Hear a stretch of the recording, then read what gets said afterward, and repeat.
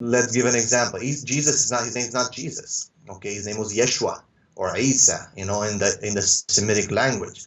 So, if you tell some person from the West, hey, do you know Yeshua? He'll be like, what are you talking about, right? Jesus didn't wear a t-shirt and jeans. He was wearing a thobe. And that's why in a lot of the representations of the old Italian painters, he's depicted as wearing a thobe. So imagine Jesus walking down, in LA or New York or something like that. Hold on, Son but of Mary. he did have blonde hair and blue eyes, right? Well, that's not true. No, that's not true. That's Come not on, that's man. not academic. But it's in the church. You thought I'd be white? Kind of, yeah. Look, I don't know what to tell you. I was born in the Middle East 2,000 years ago. The Bible's very clear about that. It should be pretty obvious I don't have blonde hair and blue eyes. Yeah, I'm a surfer boy. No, that's not academically correct, and that's why people have to be academically honest. Jesus is described in the Bible as having brass feet. So he was most likely equal to what you would see a Palestinian be looking like today, or Jordanian, or someone from that area. He was someone who had a bronze. He was brown. Kind of like, and he had woolly hair. So. He's not. He wasn't a white boy. You know what I mean? Let's just put it like that. This is the Show. I'm with Gabriel El Romaani. The last time we met, Jibreel, how are you? Nah. Alhamdulillah. You forget about your brother? No, I didn't, bro. Alhamdulillah. You remember last time we had a nice little view, scenic view. We were coming out of the seminar. And we had a nice little interview. We were talking about your story. Yeah, I remember the title was Romanian Loving Islam. Romanian Loving Islam. Bismillah, alhamdulillah, assalamu alaikum. Welcome to another episode of The Deen Show on location. And we've interviewed all sorts of Muslims all over the world. I told you if there's a Muslim on the moon, we'd be interviewing him. But I found a Muslim from Romania, a Romanian Muslim loving Islam. Jibreel, assalamu alaikum.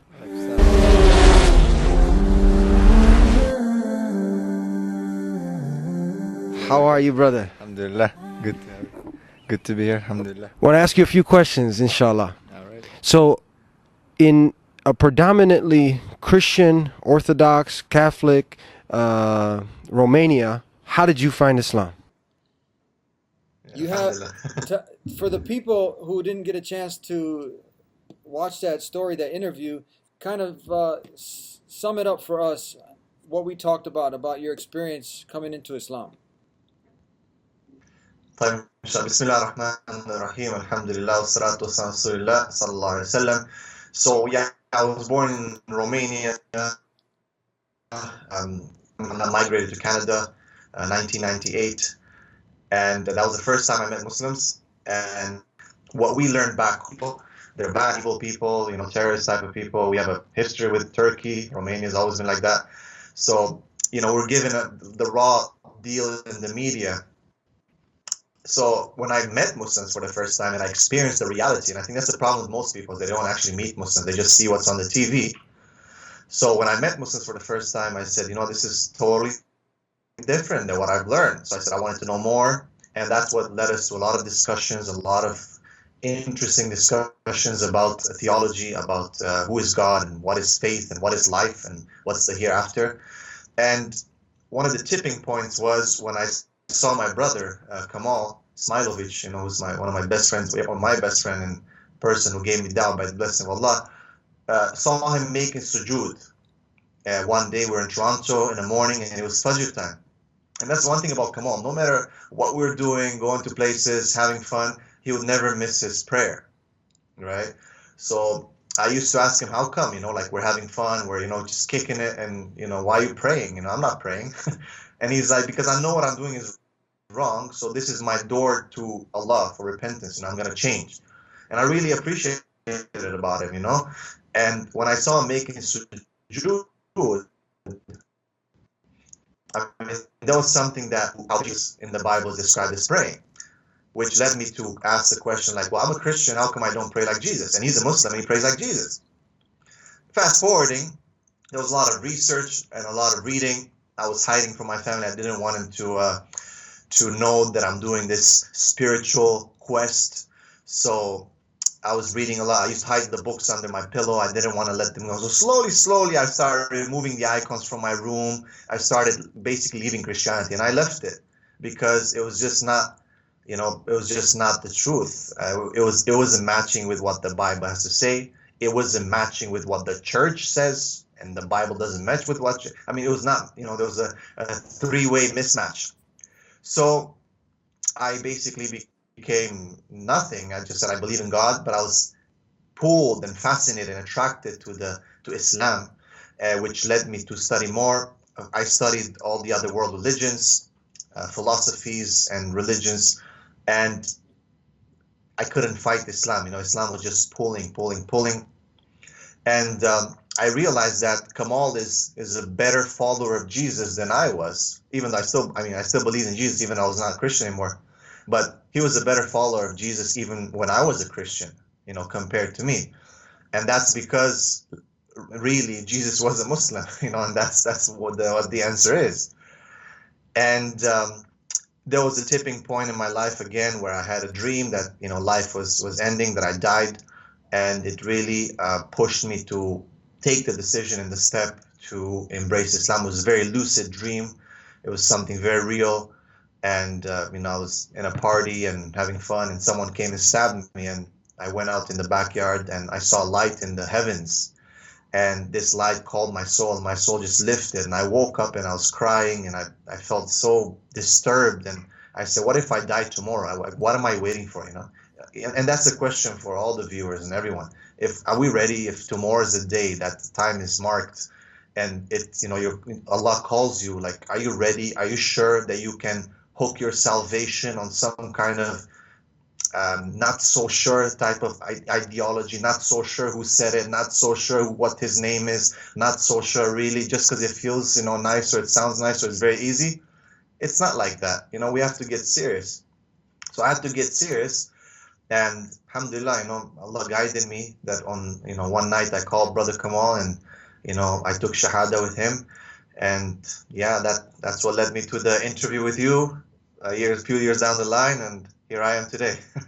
Can you clarify when you say Jesus was a Muslim, for those people that are shocked by your statement? How can you verify that he was Muslim? Yeah, well, basically, Muslim, or Islam, let's start with Islam. Islam means to submit to the Almighty Creator. And I say Creator here because a lot of people get confused, or because they don't have the knowledge of what Allah means, or Ilah. They don't understand the Semitic languages. They're used to the English language only. So a lot of the time, the human brain gets conditioned to almost think that somehow Jesus and God is somehow American or something. You know what I mean? And if they hear something strange, a different lingo, a different word being used, then they get all like, no, that must not be true because it doesn't sound familiar to me, and that's very irrational. No, a Muslim is someone who submits to the Almighty Creator of the heavens and the earth, and that is in Arabic called Allah. Christian Arabs called God Allah. You can go and ask anyone. You can pick up any Christian Bible and you'll read the word Allah. Moreover, it's written in the Christian Bible, supposedly, we don't really believe that, but Jesus on the cross supposedly saying, Ilah, lama sabaqtani, right? So you can, obviously, anyone could understand the word Ilah, and that's exactly what it is, Allah or Ilah, the different form and expression of usage. So Jesus was a person, the Muslim is the one who does Islam, okay? So Jesus was the one who submitted to God, and hence he was a Muslim. You understand? So he was a prophet at that time. He was the truth, the way, the light, whatever you call it. No one will come through God except through him. People like to quote that verse. And of course we agree with that, because that was the case of every prophet in their time. No one would ever be able to go to God except through that prophet who was a Muslim and who called to God and God only, to pure theology. And when I say pure theology, I mean pure, not something that needs to be explained in volumes and given all kinds of similarities from the world and still it's not explained. I'm talking about pure, something simple that anyone can understand. A child is born, a child grows up. He's never gonna just naturally develop a feeling that somehow God is a multiple of different personalities under different circumstances. No, that's not how it is. Naturally, a person believes in the divine. and that's what's called the fitra, or the natural disposition. So Jesus was just that. He was a person who was sent from God, hence he was a prophet and messenger, and he was a person who submitted to God, hence he was a Muslim. And we consider Jesus one of the ulul azmi min ar-rusul, or one of the strong-willed prophets, or the most important prophets of Allah. Now, You mentioned having a dream. For the person who says, well, look, I've had a dream too. He might be a Christian or a Hindu and say, well, Jesus came to me in a dream, so what's to differentiate you being on the truth via me being on the truth? yeah, that's a very good point. That's why when I talk about the dreams, I mean, this is something very subjective. I never use this as an objective thing, but I like to, just throw it out there because people connect to you sometimes, right? But I've spoken to Hindus, to Buddhists, to Muslims themselves who say that, for example, they saw Prophet Muhammad in a dream who told them not to pray anymore. You know what I mean? And that's invalidated. I mean, that's an X, because we follow people based on how they follow Prophet Muhammad sallallahu alaihi wasallam, or they follow Allah and the prophets. We don't follow them based on their dreams. So yeah, I can say that, I mean, my wife dreams about Prophet Muhammad sallallahu alaihi wasallam. It doesn't mean that, okay, you're going to use that all the time. Or there's been different people that I've dreamt about Jesus many times. Well, not many times, but at least a couple of times, and it was a certain dream. Now, it's not something you can use as something as an objective proof, you know what I mean? But it's still something personal. For those who say that I dreamt of this or that, I have no doubt that they've dreamt of someone. But in Islam, there's an explanation. And Prophet Muhammad ﷺ said that the shaitan can take the shape of anyone in a dream except for him, sallallahu alaihi wasallam. So I have no doubt when people say that I dreamed about Jesus, about God, or about this or about that, there's no doubt whatsoever about that they dreamt about someone. But the question is, who is it, right? And how do we answer that question as to who is it, as we look at what they saw in that dream and what that person asked them to do? So, for example, Sheikh Abdul Qadir al-Jilani, the great scholar of Islam, he said that he was dozing off and he was praying the early days of, of late hours of the night, and then he saw a drone coming down from the sky, and basically like Allah, and he said to him, "Oh Abdul Qadir, you've been worshiping me so well, you don't have to pray anymore," right? So Abdul Qadir said, "Oh, Ya Abdullah, oh enemy of Allah, disappear, because you're telling me something that Allah already told me, wa aqimus salat, that I have to establish prayer. So you tell me I have to stop, right? So I know that you're not the truth." You understand? Imam Shafi'i says that it doesn't matter. Someone can be walking on water, just like Jesus did. Someone can be flying, just like other, so many so-called Sufi saints or other people would have said they've done, It doesn't matter. We look at how they follow God, then we look at their miracles. If the two don't match, then it's an X, because we know very well that there's jinns and spirits and other things that can help them do these supernatural things, dreams, visions, stuff like that. But the reality is there has to be a litmus test. And if you look at, be it Christians, whatever, their scriptures always dictate, in the end, pure monotheism. So anyone who comes in, be it themselves, their priests, their scholars, and try to say otherwise, it's X. It's an invalidation of that main concept, like the first commandment and what have you. What have you seen in your experience now? You've been dealing a lot in conveying the message of Islam, sharing it, because if you care, you share, and you've been out there not just living it yourself, but sharing it with others and trying to be an ambassador to this deen. What are some of the challenges, the majority of challenges, doubts that you recently did a talk on tackling and answering some of the questions, the doubts that people have? What are some of the top 3 doubts that people who come into Islam or are in Islam and then they have and then they end up struggling with? Yeah, mashallah, it's a very good question. See, we have to understand that it's very easy to fall into doubts, and that doesn't mean that someone just like finished, they lost their faith. No, we as Muslims have to respond to these doubts, and there has to be enough scholars who look into this, and enough du'at, preachers who take care of this. And of course, with the social media, everyone having a platform, there are so many people who, instead of trying to show the beauty of their faith, supposedly, they try to attack your own faith, right? which is kind of weird, you know.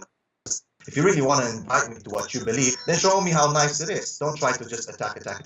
But anyway, to answer your question, probably the first thing that comes to a Muslim or a new Muslim's mind in terms of doubts, it's usually linked to the rules and regulations of Islam, specifically the Sharia, right? When they hear the word Sharia or law of Islam, they think it's like, you know, cutting the hand, stoning the adulteress, or whipping, you know, the drunk. And that's not what it is. People need to understand what Sharia is. So that's usually the first question I ask them, like, so what is Sharia? Do you even understand what it is? So they actually don't know what Sharia is. The problem is, brother, that a lot of people are not educated, so they just throw things out there.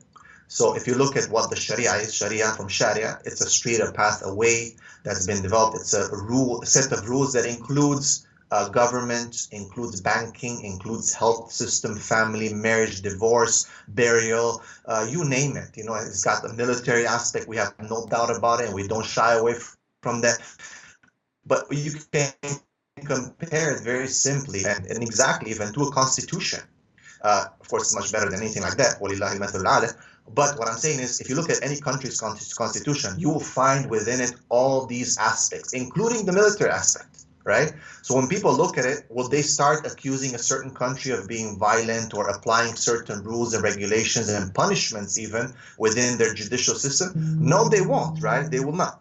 But supposedly when it's Islam, because, you know, Islam doesn't make that separation. It doesn't say that Islam was only good for Friday or Saturday or Sunday. People have an issue, right? Because, you know, in the other faiths with Reformation and so on, people can choose. Well, I'll do Christianity or whatever only on one day, and the rest of the day I will do what I want. But you see, the vacuum has to be filled. So all those rules and regulations, in the end, human beings, the way our psychology is, we are people that congregate. We are societal people.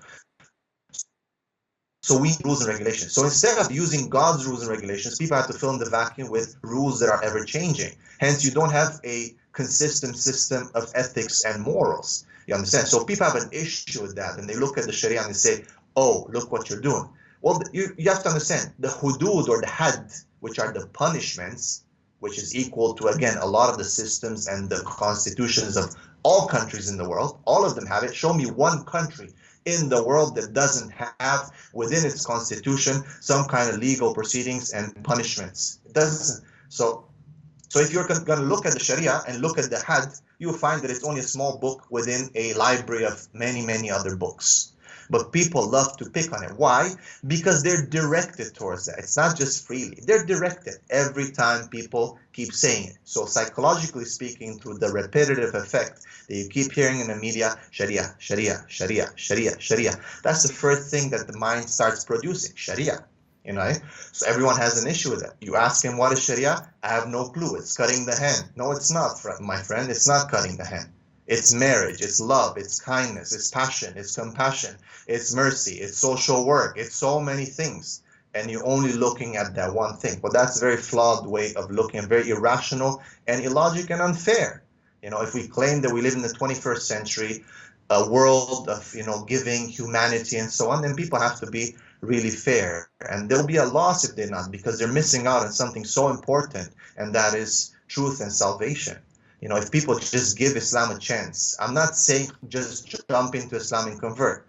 I'm saying is give it a read, give it a chance, open the Quran, go speak to a Muslim, visit a masjid, visit an imam, get your question answered. You'll find that it's going to be the world of a difference, right? So that's the first thing. The second point that people have issues with is the character of Prophet Muhammad sallallahu alaihi wasallam.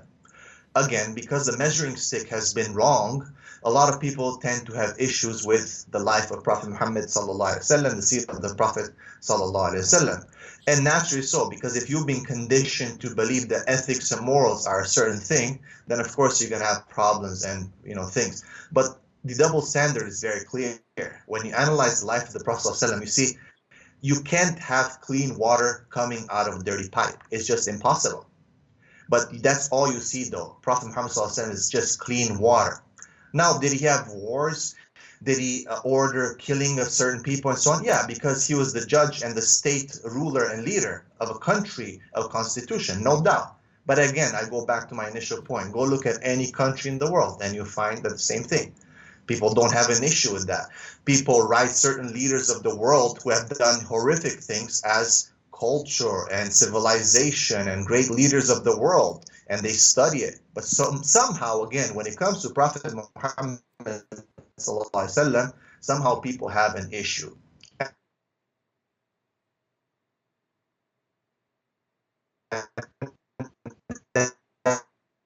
That is again because they're very realistic, and he dealt with the situation. When you compare that to what happens in today's world, you find that the human beings are at loss. Their ethics and morals supposedly are perfect, but they're always changing. Our ethics and morals are going down, down, down, down, down. The customs countries, people are in doubt. They're in panic mode. They're losing their children. They're losing their ethnicity, their identity. People are committing more and more suicide. There's mental illness. There's depression. And the question is again, why? Problem is that there's a contradiction in what people think. Prophet didn't shy away from dealing with situations. So if he had to kick some back, he kicked some back. And if he had to put someone in his place, he put him in his place. And that's just the way it is. Look around the world. But at the same time, he was a man full of compassion and full of kindness and mercy and love. And you'll find that throughout. Problem is that academically, when you study the life of Prophet ﷺ, the writers who wrote the seerah, actually it was called the ghazawat. So they wrote usually around main events. The Arabs used to write around main events. So the ghazawat were the battles. So you find that the seerah of the Prophet ﷺ is usually written around some of the major battles. So when someone comes in from outside and doesn't understand that, they tend to think that the Prophet ﷺ, all he did is fight. But that's not true. When you start studying the ahadith, the tafsir, and so on, you'll find the social life of the Prophet ﷺ with children, with his wives, with his family, giving, coming, establishing a country, establishing cities, building, putting his hand there. Living a very simplistic. Look at all the leaders in the world, past and present, and look at their lifestyles, and look at their salaries, look at their living and how they lived and where, and look at Prophet ﷺ. Because Umar says he was crying marks from the straw mattress that he was sleeping on. Why? When he had access to so much money, and Arabia was already open, he could have bought the nicest pillows from Persia and so on. But no, because he was a servant of God, and he lived very piously, and he didn't take the money from the people and so on. He only gave. So when Prophet ﷺ passed away, you find that what he left behind was nothing. If you look at the world leaders who pass away, past and present, what they leave behind, I mean, it's very obvious. And this indicates to his intention. A person who's trying to seek this worldly life, he's trying to, as some of the Orientalists say, that he was a power-hungry person, a money-hungry person, a woman-hungry person. I mean, you look at his actions, look at his life, and you'll find, look at the way he lived and the way he died, and you find none of that, right? So people will say this and this. Prophet was a human being. Did he like women? Well, I hope he did, because I hope, something, but alhamdulillah, you know what I'm saying? So what's wrong with that? He married, he was a dedicated man, he was a family man, right? Today people are pushing any other, type of relationships and so on that are very, very, dodgy, right? So people have no problem with that, but they have problem with marriages, right? I mean, when a person looks and analyzes life, you'll find sincerity in the life of Prophet Muhammad. So I feel like people are missing out because they're missing out on his life. They're missing out on who he was, and they're missing out on him being the savior for this humanity, and the last savior who came to mankind to guide them from the darkness into the light. So again, what I'm saying is people just need to open up. They need to look. They need to analyze. They can't just pick up any book here and there and just try to read or on the internet. Really, they need to, the way, I've done it, that I've met Muslims and I had Muslims contextualize things for me. Everything has a context. If you just read things on the internet, you watch a video, hear a book, you're not going to get a lot of context. Look at the Muslims. Look at the majority of the Muslims. And I'm talking, when I say majority, I'm not talking about 60% or 70%, right? I'm talking about 95, 98, maybe 99% of the Muslims around the world, right? Look at the way they live. Look at their ethics, their morals, and so on. And then try to compare that.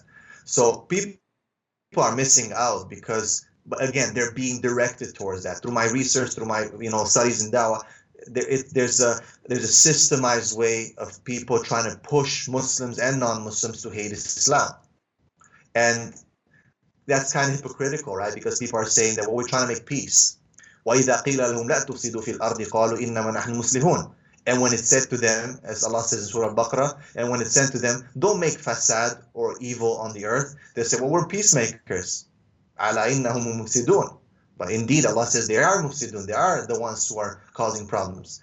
You're trying to incite hatred and incite all kinds of, negative feelings. And definitely, you're not going to be a peacemaker for sure. So, as Jesus said, blessed are the peacemakers. So, people are missing out. And I think the third issue is an issue of desires.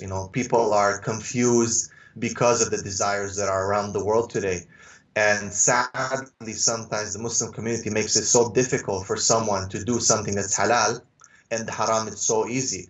So shaitan is not going to try to grab you right away to commit shirk. He's going to take you step by step. So you'll start with your sins, you'll work on your desires, and slowly, the human being as a Muslim or a new Muslim, you have anxiety, right? Because you understand what you're doing is wrong and you don't want to do it. But slowly, you get accustomed to it, and slowly you start justifying it, because you cannot have that anxiety in your heart. A human being doesn't do well with anxiety. So either one or the two. He either accommodates or assimilates. So either accommodates himself, his frame of work, his mind, the way his mentality is, to an outside stimuli, or he takes that outside stimuli and he incorporates it in whatever he believes already, right?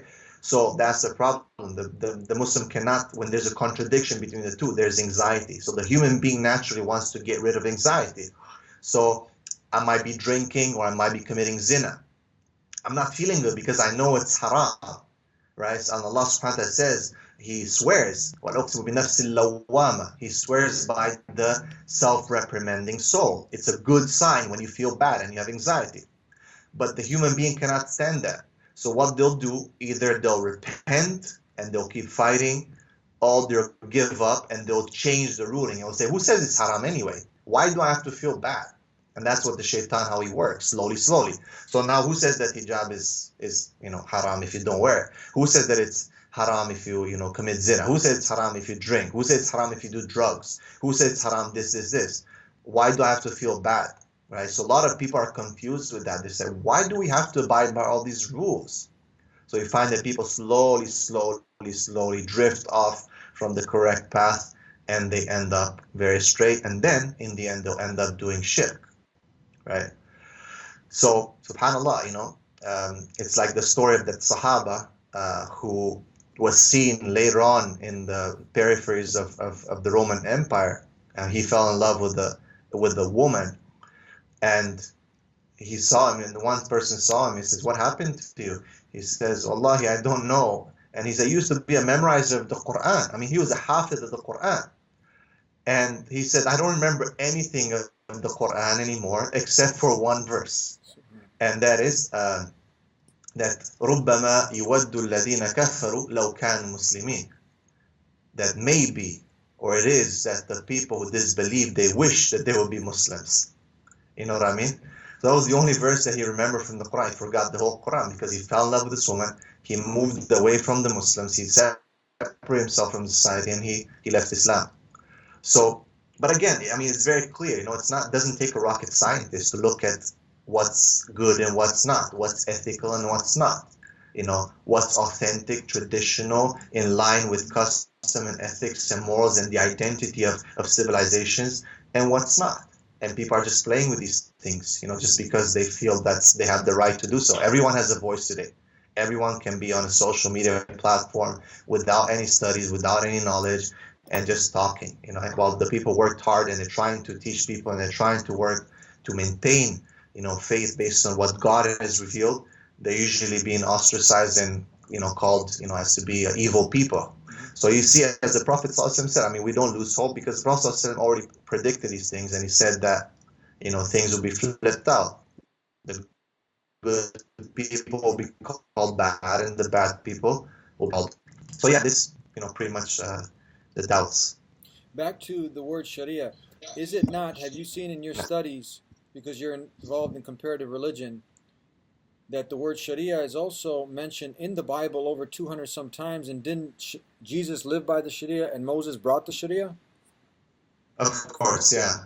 But it goes back to the first point that I made, right? That foreign term. If you use something foreign, people think that, oh my God, that doesn't sound good. That's not right. It must have a negative connotation. Sharia, it's like someone's just gonna jump out a window or something and take you out. Let's give an example. Jesus is not, his name's not Jesus. Okay, his name was Yeshua or Isa. In the Semitic language. So, if you tell some person from the West, hey, do you know Yeshua? He'll be like, what are you talking about, right? He'll say you're weird. Jesus' right? But that's name was not Jesus. It was what again? It's not. It's Yeshua. Yeshua. Or Isa. And Yes. and the fact of the matter is that's a fact because the English language didn't exist. So you're 100% The English on language, point. 100%. It didn't exist. But again, that's the thing.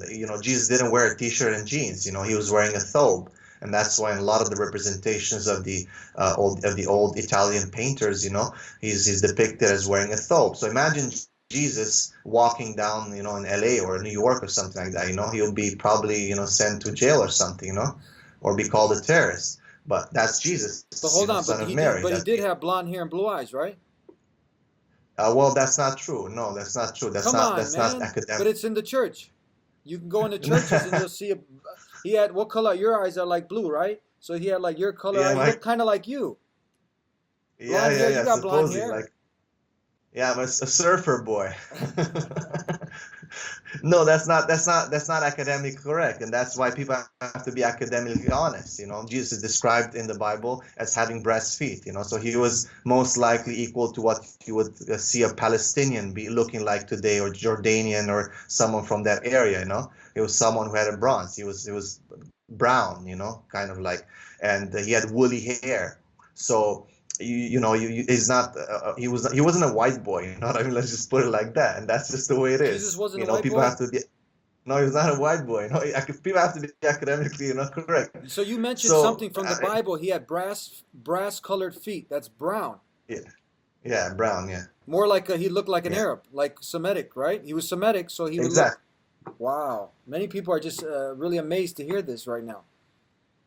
Yeah, I'm sure, but that goes against to say that, sadly, people are trying to prove something. They have an agenda. And if you look into the history of colonialism and so on, this has been used a lot to show superiority of Caucasians over non-Caucasians and taking over, justifying taking over that. God is white, right? And that's why in the movie Malcolm X, when he asks the priest, like, what color is, and the priest turns to the statue and says, isn't it obvious? You know what I mean? Like, Wow. and that's just not correct, right? And if anyone's honest enough to look into the history of colonization and so on, and they'll find some very scary stories and scary things as to how people justified, taking over other people, and how they consider them less human than them, if not even non-humans, right? Do you see it ironic as when many people fall into doubts, they'll get into matters that are more scholarly, that need more contextualization, and when you dig a little deeper, you see that the basic fundamental theology of Islam a lot of time is overlooked because you don't see people arguing about the Tawheed, the pure monotheism. And many people, they jump over learning the basics of this and they get into these other areas, and then they get into a land of confusion. When they skip first grade, they jump into college right away. That doesn't make sense. Do you see this happening? Yeah, definitely. I mean, that's probably the default, right? And again, I think it's systematic, right? You get people to focus on all the details and you miss the main point. You're definitely not going to study calculus without knowing basic arithmetic. No doubt, but still people are trying to do, second and third degree equations without knowing how to do fractions. And that's a big mistake, you know what I mean? It's not logic, it's not rational. So that's why usually people need to understand. And what people ask about hijab and this and that, if you don't know who is the one who legislated this, and it doesn't make sense. You need to go to square number one. Who is God? Do you even believe in God, first of all? Then who is God? And what is his message? And who is his prophet or his prophets? And then you go step by step. You do that anyway with everything in life. And when you move away from the system, be it in your job, in your education, in your life, you find that you fail at it. But somehow when it comes to faith, people get shy of that and they don't follow that procedure, which is a very simple procedure. You know what I'm saying? How far is Poland from where you're originally from, Romania? It's neighboring, it's close by, isn't it? Yes. Yeah, you're quite close. Yeah, yeah. Tell us, what was your reaction, or did you hear about when it was reported that Poland having one of the largest marches in Warsaw, 60,000 people coming together, and at one part of the protest they were chanting, "Pray for Islamic Holocaust." Hmm. Do you remember Okay, seeing well, this? yeah, yeah. Well, I think that's very contradictory because not too long ago, actually, in the history of mankind, the Polish themselves found themselves being under attack. Okay, be it from the east or from the west, and they're being killed and they're being exterminated left and right in the World War, and here they are chanting this. I think it's very, very sad to hear that people are so ignorant and they wish for the death of others. Here they are hating Islam because of a certain number of people doing certain number of attacks and acts, which is a very small number, and yet they're calling for even worse than that. So how are you better than these so-called people that you hate? Not just that. Where is that Christianity that you so-called, you preach and you so-called, you profess of loving kindness? And that's the thing. When it gets down to the raw deal, this is when the true face of people comes out, with all due respect. You know what I mean? If you're going to gather so many people, march and call for the, Holocaust and so on, and using the name that killed so many, Semitic or Jewish people in the world wars, I mean, that's very sad that, you didn't learn from what happened in history. So I can just say it's just sad. Yeah, very sad. Now tell us, Romania, what is the status? You've dedicated now your time and efforts into helping educate the Romanian people in the Romanian language about the pure monotheism, about the message of Jesus and all the prophets, submission to the will of the Creator, not the creation, Islam. How receptive are people to it? How is the community there? Fill us in. Yeah, so Romania has quite a long history with Islam. There's been obviously a lot of wars between the Ottoman Empire and Romania, and a lot of times the Ottoman Empire did take over Romania. I mean, that's a different story. So Muslims have been in Romania for about 700 years, over generations. We have about 100 masajid, some of them dating back to the year 1500, so 600 years old masjids, very beautiful. And most of the people there who are Muslims are ethnically Turk, Tatar, or Gypsy, right? And they're good people, they're hardworking. A lot of them are farmers, and they've been part of the Romanian society for centuries. Their status there, they're quite ignorant because after the communist regime, a lot of them just couldn't practice Islam. They couldn't learn Islam. They don't know how to pray properly. They just kind of follow the imam. Sometimes the imams themselves are not very knowledgeable. There's definitely social issues, depression, alcohol abuse, other things, poverty. The masajid are not usually open. They're only open on Friday, if they open. The attendance at the Friday prayer is very, very low. And again, the knowledge of the people is very, very low. Romania had a big, Muslim population before, but again, a lot of them just migrated when the communism came in. They went to Turkey and so on and established themselves there. So I've been working with the Romanian community in Dawah in general for about 15 years since I became a Muslim, to be honest. But with the Romanian community for about 5 or 6 years now, or a bit more. And it was a bit difficult at the beginning because, yes, I do speak the language, but I've studied Islam in either English or Arabic. So it was very difficult to learn the terminology and so on. But alhamdulillah, with time, I picked it up. And the Romanians are a bit stubborn, I would say, but they're good people. So when it comes to faith, they're stubborn because they're like ethnically Christians, and they take it very seriously in terms of like, okay, that's our identity, and we're never gonna, become Muslim.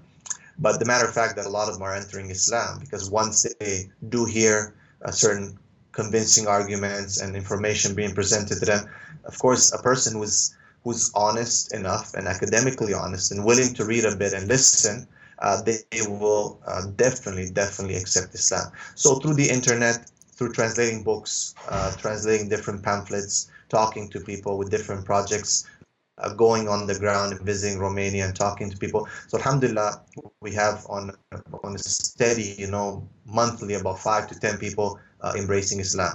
So we're trying to educate them, we're trying to help them to learn how to pray, but more than just that, to teach them their aqidah, who is God, to love God, to love themselves, to work together, to be part of the greater community. The sad part is that the rest of the world kind of forgot about Romania, or maybe they didn't know that there's Muslims in Romania. So there's really no support and no help from the outside world. I'm not going to take away from the brothers who have been there for a long time and did, do a lot of good work. Some of the Arabs that came and studied in Romania medicine, and then they married there, and they're imams in the masjid, or they're, people who are working in the masjid. But the matter of fact, I mean, we have to be honest, this is dawah. This is not some kind of, we're not just saying things. We need to reach out to those 19 to 20 million people who are literally, they want it. There's dissatisfied with what's going on in the politics. I'm sure a lot of people have seen the news, all the protests. It's all about corruption. There's corruption in the country. A lot of the clergy is involved in politics. So, the attendance at the churches are very low. People are educating themselves. They're leaving the country. So Romania is the second country of people leaving it after Syria. And Syria is, obviously we know that it's tarnished by war, but Romania is not. And people are leaving it, by the seconds. But what happens is that when they leave the country, just like it happened to me, they do open up their mind. They interact. They meet Muslims in the UK, in France, and all over Europe where they work. And they realize that, sadly, what we've been taught at school and in our literature, sometimes it wasn't true. I'm not taking away that there might have been some messed up things that, some people in the Ottoman Empire have done, no doubt about it. I'm not making an excuse for that. But what I'm saying is that you can't judge that, Islam based on what some people have done. That's just messed up people. But look at Islam as it was. And also, if you look at the Ottomans, if you do an academic study, they brought so much goodness to the world, so many systems, and they've set up the foundation for so many, future generations and so many societies later on with their systems, fiscal system and banking systems and railroads and all kinds of things. So, a person has to be honest. When they talk, you can't allow emotion to just take over. If you want to be just a street talker, then okay, you allow emotion to take over. If you want to be an academic and you really want to understand and study and have an intellectual discussion, then you do need to read, and you do need to be as fair as you can when you make these statements. So that's pretty much the condition of the Romanians. There's about, I would say, 400,000 Muslims in Romania right now, even though the statistics, the latest statistics were in 2011, and it was about 64,000 people, but that's not correct. I think there's about 300,000 to 400,000 Muslims in Romania. There's a lot of students in Romania right now as Europe opened, and Romania is part of the European Union. So you'll see the masajid, you'll see in the southern part of Romania, you go to some villages and they're full of Muslims, it's a majority, like 90% or 100% Muslim. But again, these are remote villages. There's no access sometimes to medical care. There's no access to clean water. The masajid are falling apart because, again, they're like 500-600 years old, and they're like they're monuments, really. They're ancient monuments, and we have to try to rebuild this or to take care of them. Some of the communities do need help in building some of the masajid. Schools, teaching students, teaching kids how to read the Quran. Almost no one knows how to read the Quran except for the imam, and even that sometimes, subhanAllah, it's not that good, So definitely education is key, social support is key, and reclaiming the identity, and Romania is a perfect example of different cultures and different religions living together in one land, and Dobroja itself, that southern part of Romania, is a witness for hundreds of years. So people need to start looking. Usually when we look at dawah, we're very, very enchanted and impressed with doing dawah to the West, It's always America, Canada, the UK, South Africa, Australia. But we need to look at Eastern Europe as well. There's a lot of countries there that have a lot of beautiful, rich heritage, Islamic heritage, and the Ummah cannot forget about those people. Need us. Those people need our support, and I would say it's a win situation for those who want to help to get involved, because they can actually almost subhanallah open up Islam to this beautiful country. If people want to support your efforts in sharing, educating, how can they contact you and get involved? Now, so alhamdulillah, I've been quite active on the social media. So my Facebook page / Al Romaani, so facebook.com /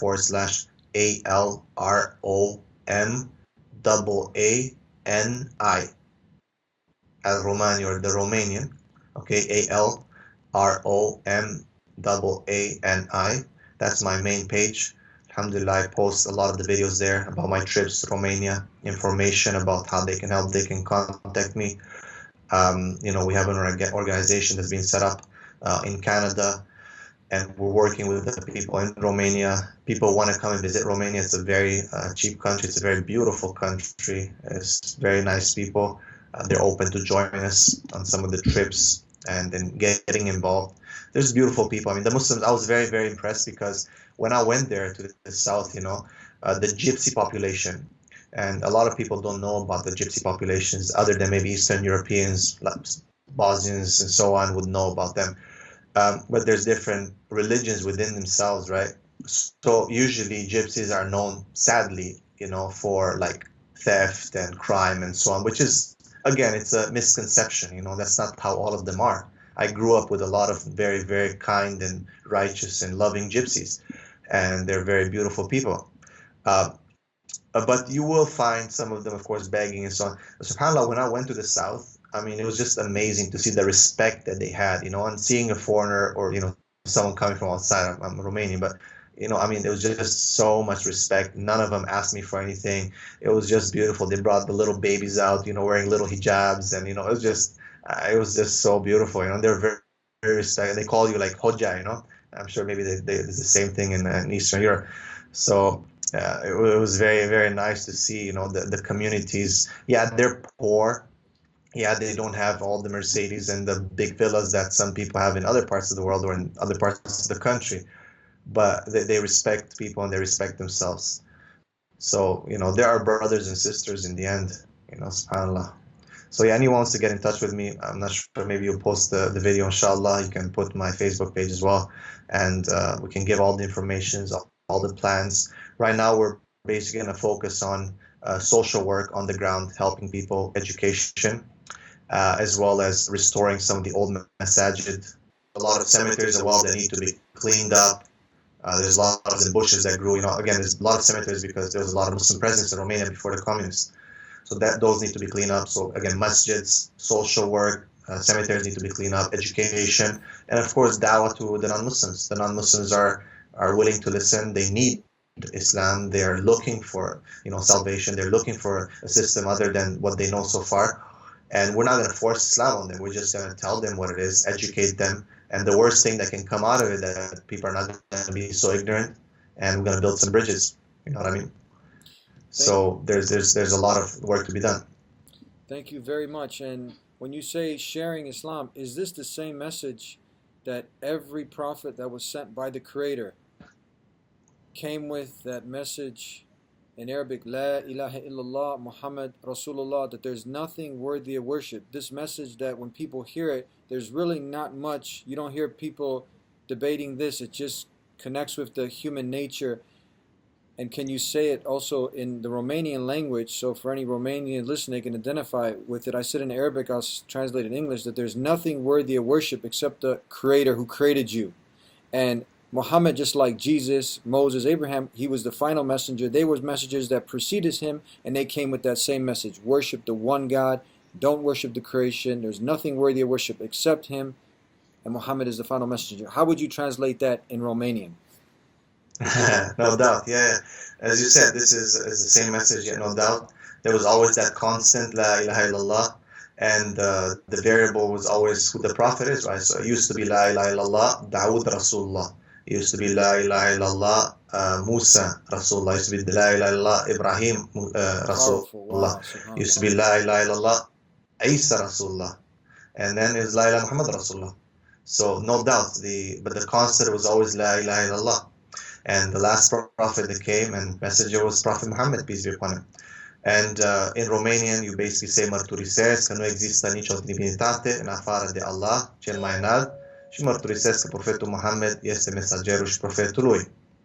This is how you would translate it in Romanian. Beautiful. I think we'll end with that. That is powerful. That resonates with the heart and soul. La ilaha illallah. We'll end with that. MashaAllah. Thank you very much, brother, for being with us.